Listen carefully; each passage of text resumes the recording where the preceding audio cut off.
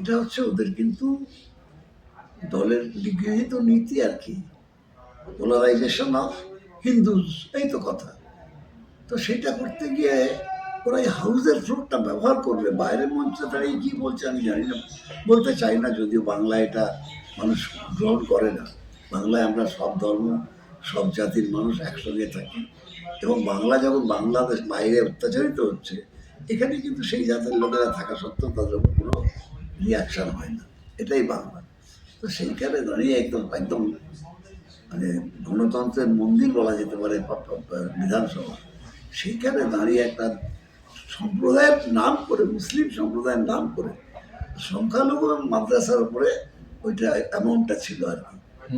তো একটা যারা পিছিয়ে আছে, পড়াশোনায় কম ছিল একদিন, আজকে তো তারা লেখাপড়া করছে অনেক বেশি, খেলাধুলায় বলো লেখাপড়ায় বলো সবাইতেই তো আজকে মুসলিমরা ভালো রেজাল্ট করছে।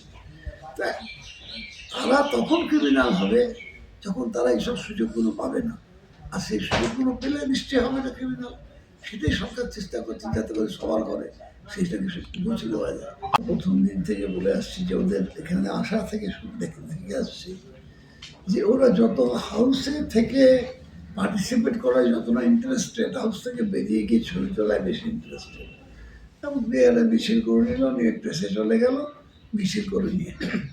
এগুলো বেশ কয়েকবার আমরা বলার পর যে বিরোধী দলনেতা তার দায়িত্ব পালন করতে পারছেন না, তারপরে দেখলাম একটুখানি পার্টিসিপেট করার চেষ্টা করছেন। এবং আমার মনে হচ্ছে লাস্ট দিনে বলছিল বোধহয় যে আমাদের শোনা উচিত, এরকম একটা কথা শুনতে পেলাম, আমাদের শোনা উচিত। সেই হিসেবে আমি বলতে চাই যে এই 5 বছরে আমি ওদের দায়িত্বশীলতার পরিচয় পাইনি। আরও বেশি করে আমরা ঝগড়া করেছি, সবসময় করে লাভ নেই। আমরা কংগ্রেসের থেকেও ঝগড়া করেছি, তৃণমূলের থেকেও ঝগড়া করেছি, শাসক দলের সঙ্গে, কিন্তু তারপরে কিন্তু পার্টিসিপেশনটা করেছি। হাউসটা ছেড়ে পালিয়ে যায়নি।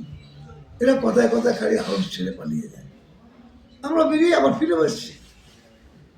এটা রীতি ছিল না যে আন্দোলন করলাম, একটা বিক্ষোভ করলাম না, সেটা বেশি করলাম, বেরিয়ে গেলাম। এই সেশনে কি সবচেয়ে বেশি বয়কট হলো? বয়কট তো আগেও করেছিল। ওয়াকআউট ওয়াকআউট বা বয়কট এই সেশনে সবচেয়ে বেশি হলো আপনার অভিজ্ঞতা? হ্যাঁ, এই সেশনটা ম্যাক্সিমাম বয়কট।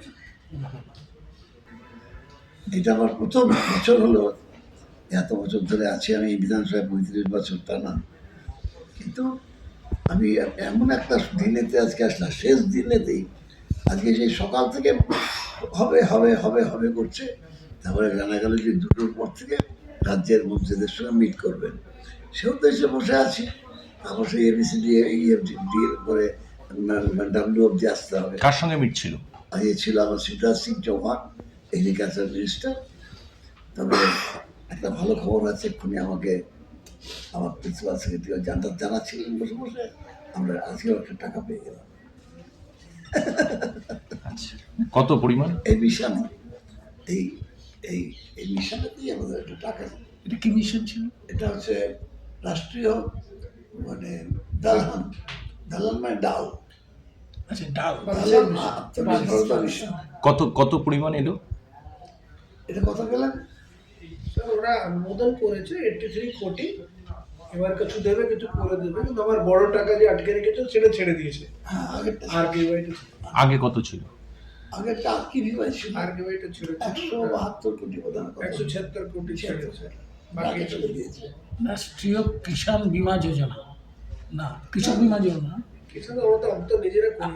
দিল্লিকে আমাদের রাজ্যকে দেওয়া টাকা আটকা রেখে দিয়ে, গরিব মানুষের টাকা আটকা রেখে দিয়ে এখানে ওজন বাড়বে না, দুদিনে ওয়াকআউট করলে দিল্লি টাকা দেবে, মানুষ গরিব মানুষ টাকা পাবে, তবে না ওজন বাড়বে।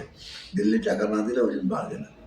এই বাংলাকে হেট করা একটা ঘৃণা বাংলার প্রতি, এটা মানুষের, ওরা তাতে করে এই ইলেকশনে কোনো রিটার্ন পাবে না।